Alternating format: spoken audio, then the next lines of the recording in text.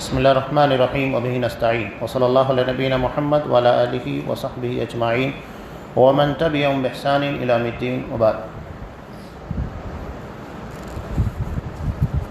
محترم سامعین،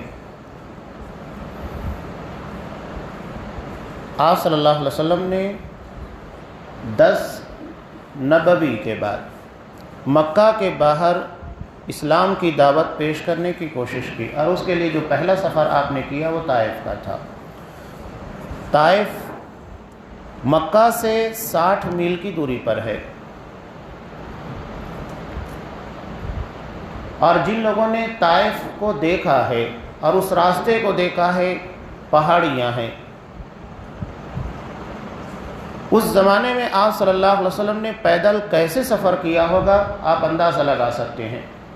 60 میل کا سفر، اور وہ بھی پہاڑی راستہ، اپنے غلام، آزاد کردہ غلام حضرت زید بن حارثہ رضی اللہ تعالیٰ عنہ کے ساتھ جب آپ 60 میل کا پیدل راستہ جو کہ پہاڑی دشوار گزار تھا طے کر کے طائف پہنچے، تو وہاں قبیلہ ثقیف کے 3 سرداروں کے پاس جو آپس میں بھائی تھے اسلام کو پیش کیا، لیکن تینوں نے آپ کی بات نہیں مانی۔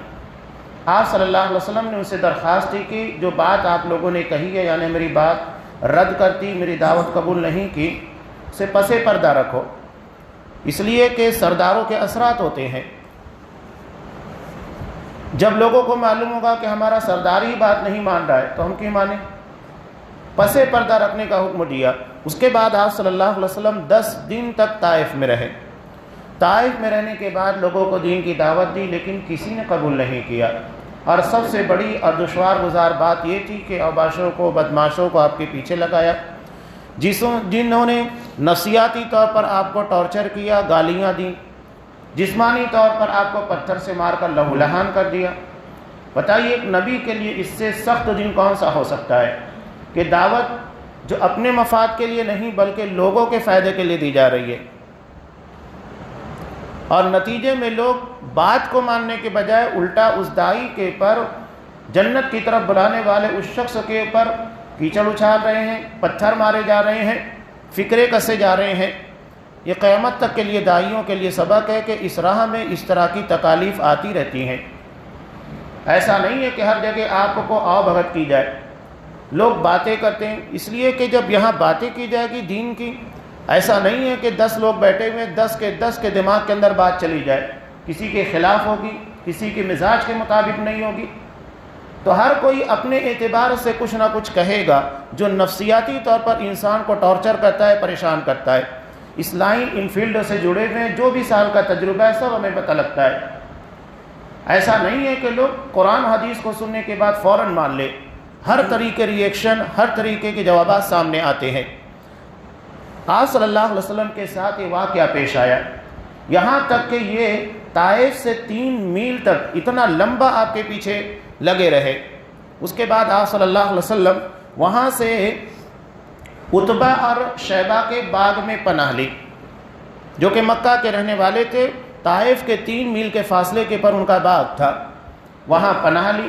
ان لوگوں نے رشتہ داری، قرابت کی بنیاد کے پر آپ صلی اللہ علیہ وسلم کو پناہ دے دی، حالانکہ وہ مشرک تھے، آپ کے شدید دشمن بھی تھے، لیکن اس وقت کے حالات کے تقاضے کے اعتبار آپ صلی اللہ علیہ وسلم کو پناہ دے دی۔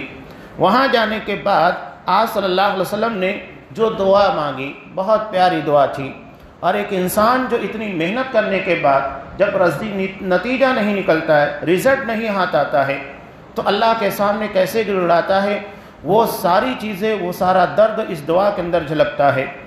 آپ صلی اللہ علیہ وسلم نے اللہ سے دعا مانگی کہ الہ العالمین، میں تجھ ہی سے اپنی کمزوری اور بے بسی، لوگوں کے نزدیک اپنی بے قدری کا شکوہ کرتا ہوں۔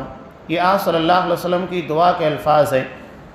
یا ارحم الراحمین، تو کمزوروں کا رب ہے اور تو ہی میرا بھی رب ہے، تو مجھے کس کے حوالے کر رہا ہے؟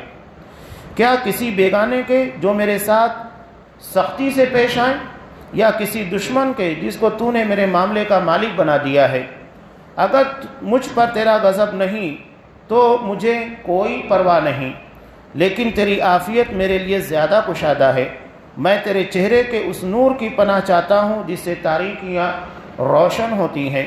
اور جس پر دنیا آخرت کے معاملات درست ہوئے کہ تو مجھ پر اپنا غضب نازل کرے یا تیرا عتاب مجھ پر وارد ہو، تیری ہی رضا مطلوب ہے یہاں تک کہ تو خوش ہو جائے، اور تیرے بغیر کوئی زور اور طاقت نہیں۔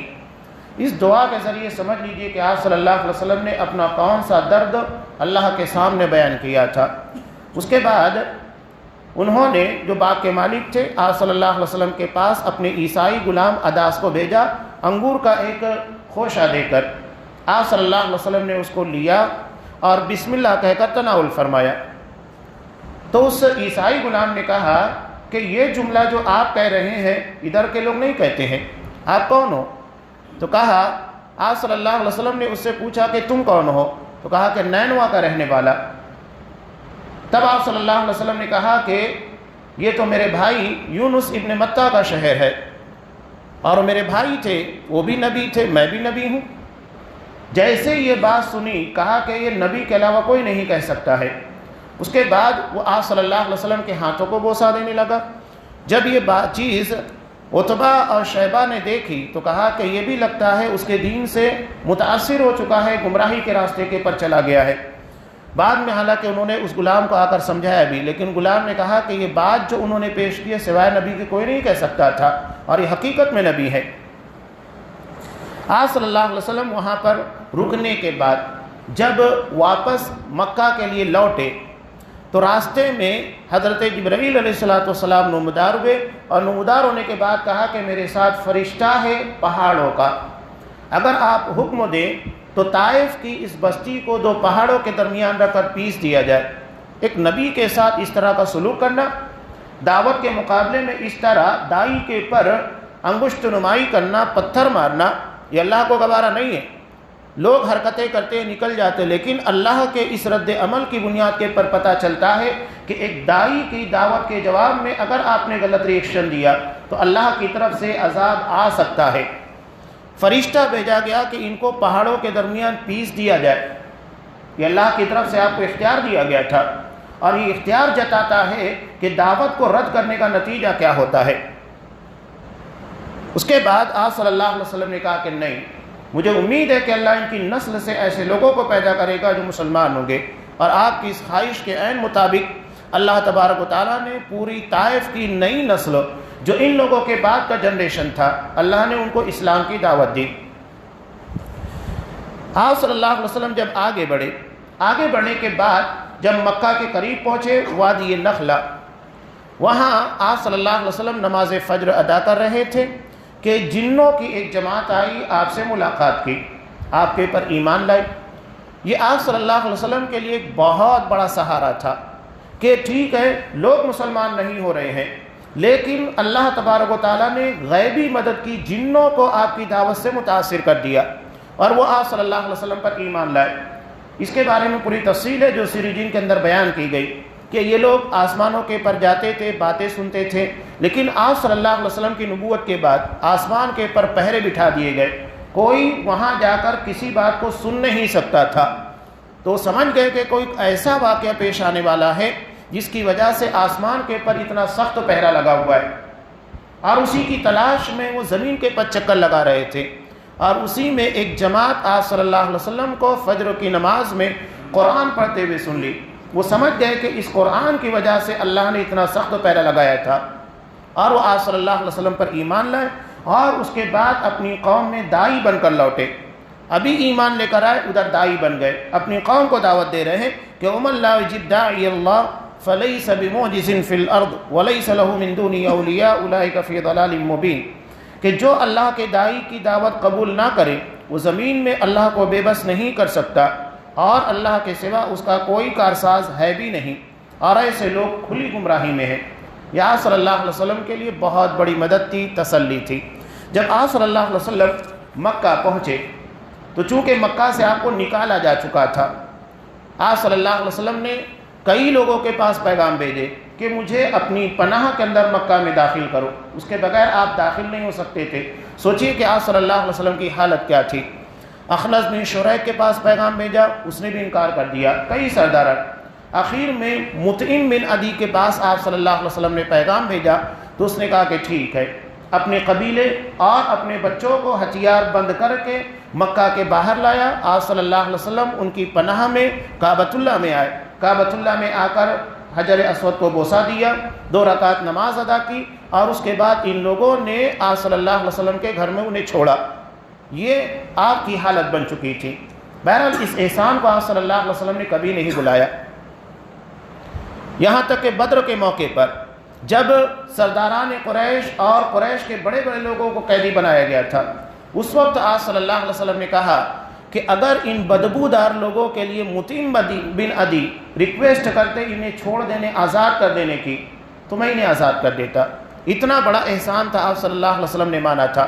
یقینی بات ہے کہ جب سارے لوگ آپ کے دشمن تھے، ایسے موقع پر پناہ دینا، وہ بھی ایک مشرک کے ذریعے، یہ آسان کام نہیں، سارے لوگوں کی دشمنی مول لینا تھا، لیکن مطعم بن عدی شرک کے پر ہوتے ہوئے آپ صلی اللہ علیہ وسلم کی حمایت کیا اور آپ کو پناہ دی۔ آگے کچھ اور اہم واقعات ہیں جو آپ صلی اللہ علیہ وسلم نے اطراف کے قبائل میں دعوت و تبلیغ کے ذریعے کوشش کی، اور اس کے نتائج بھی برآمد ہوئے، آئندہ دروس میں پیش کیے جائیں گے۔ یہ حالات ہم کو بتا رہے ہیں کہ دعوت کا راستہ کتنا مشکل ہوتا ہے، کتنی تکالیف اٹھانی پڑتی ہے، لوگوں کے ریئیکشن جوابات کیا ہو سکتے ہیں، لیکن اللہ کی نصرت بہرحال آتی ہے اگر اس کے دین کے لیے کام کیا جائے۔ اللہ تبارک و تعالیٰ ان حقیقت کو سمجھنے اور دین کی اسی طرح خدمت کی توفیق دے جیسا انبیاء نے، ہمارے صحابہ نے اور اسلاف کرام نے کیا ہے۔ آمین۔ وآخر دعوانا الحمد للہ رب العالمین۔